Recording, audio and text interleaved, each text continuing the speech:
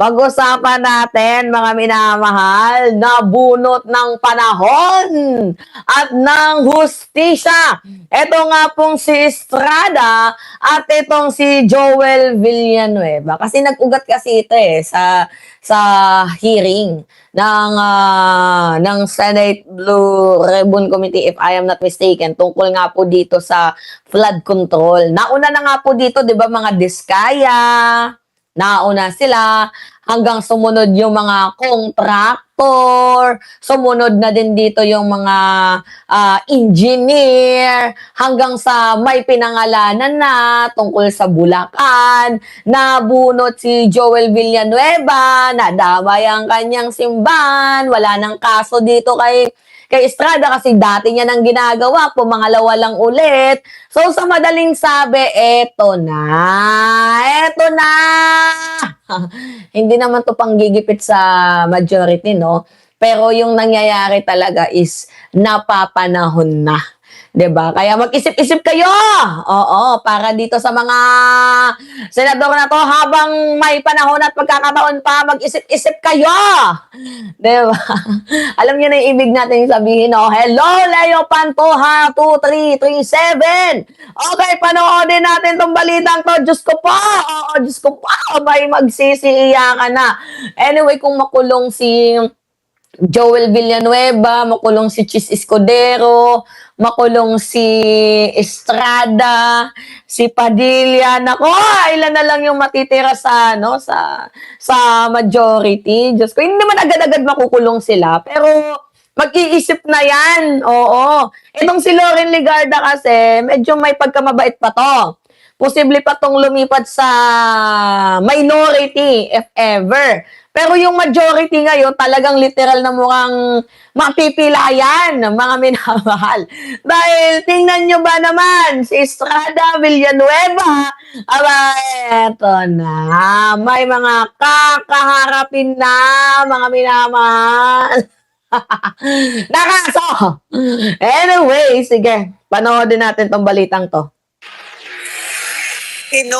Hinog na kung ilarawan ni Ombudsman Boying Remulla ang kasong plunder at malversation na Putik na yan, hinog na hinog na. Anong ibig sabihin ng hinog na? Eto na. Rock and roll to the rocking chair. Hinog na. So, may warrant na yan ang kasunod. Tangay ng twist ng ano natin. Ito pala yung plot twist, no? Sige ha. Yung mga matitilok kayo ha. So, at the end of the day, superhero pa din kung may tuturing itong si Boying Remulla. Kahit ayaw natin kay lolo mo, Boying, pero kahit pa paano meron siyang nagawang tama. Ngayon, ang kailangan na lang nating itama, si John Vic. Si John Vic na lang yung kailangan nating itama kasi baliko yung utak ni John Vic. So ngayon, dahil medyo tumutuwid na ng daanan at landas, the timing is so very, very well fitted and perfect. Boying, approve ka sa amin ngayon. Okay ka sa amin, Boying. Doon pa lang sa sinabi mong hinog na, okay ka sa amin, Boying. Diba? Alright, sige, continue tayo, mga minamahal. hahain nila laban kay Senador Jinggoy Estrada.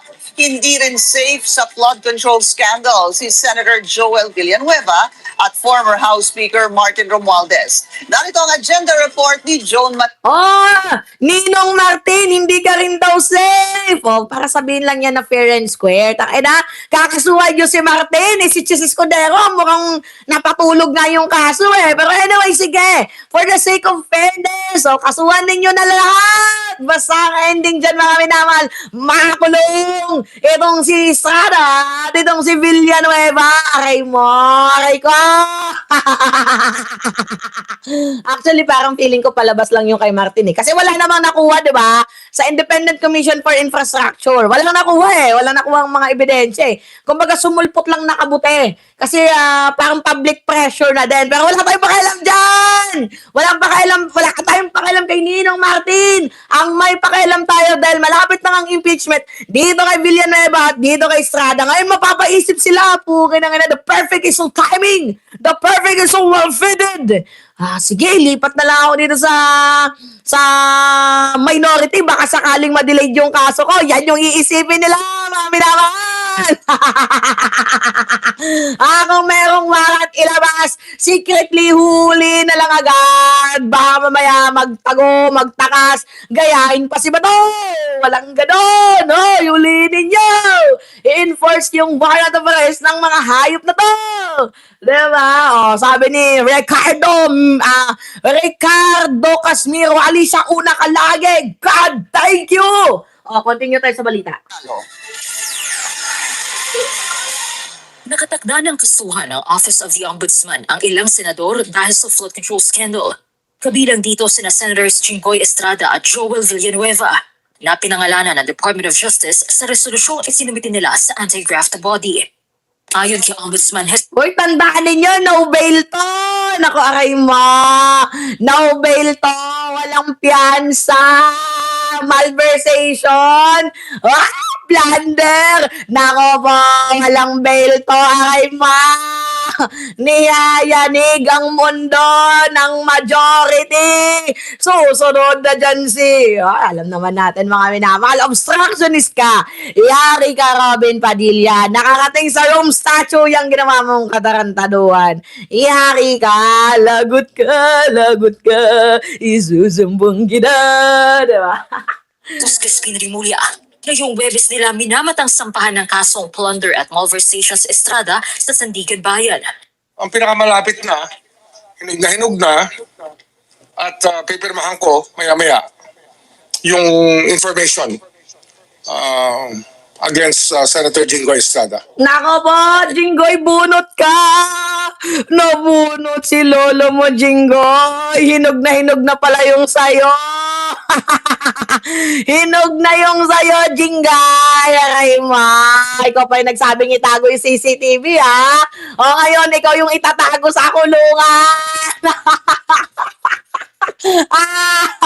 Sabi mo itago CCTV ngayon, ikaw yung itatago sa kulungan. Aray ma. Kawawa si Jinggay. Iyakan na tayo ngayon. Diyos ko pa. Information to be filed with Sandigan Bayan in the soonest possible time.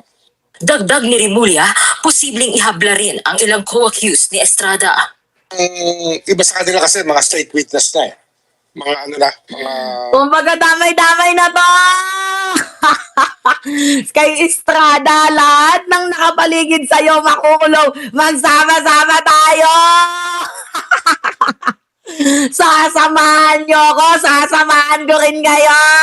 One big happy family dito sa kulungan. Hinog na hinog. Ibig sabihin kung saan pwede na. Eto na, kakainin ka na namin. Hinog na pala eh.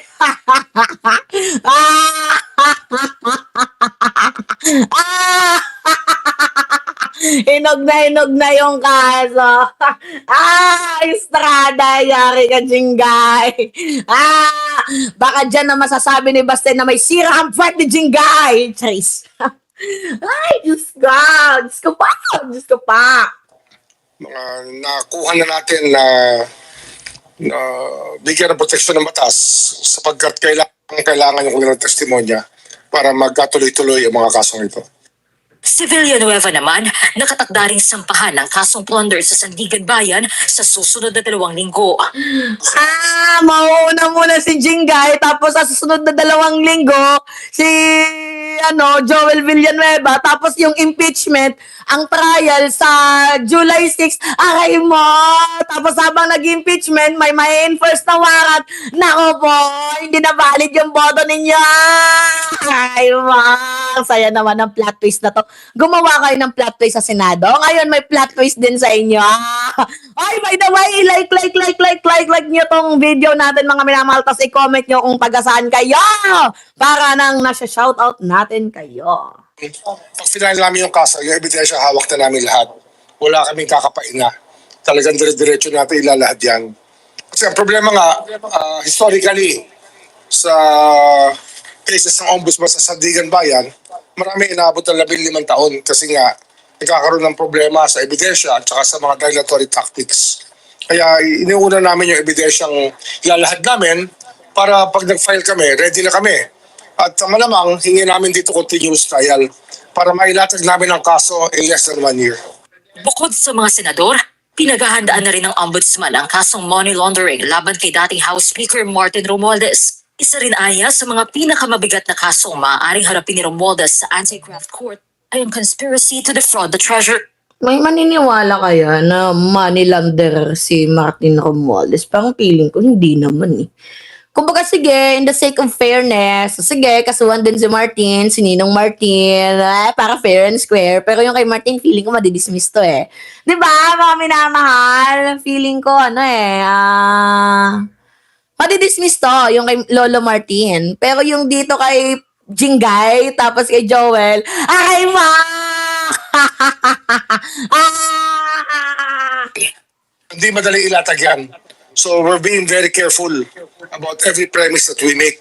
Kasi first time ito gagawin sa kasaysayan ng Pilipinas na magkakaroon tayo ng ganitong klaseng kaso. Hindi na muna nagbigay ng timeline ang ombudsman sa magiging usad ng paghahain ng mga kaso. Pero sinisiguro nito sa taong bayan na patuloy ang pangangalap ng ebidensya kaugnay sa mga naturang paglabag ni Romualdez. Nadamay na naman si SMR dito. Talagang pag mayroong mga kaso tong mga senador na to, talagang laging dinadawit itong si former Speaker Martin Romualdez eh, mga minamahal. Paliwanag natin to. Wait lang. Nasaan na ba yon mga minamahal? Alright.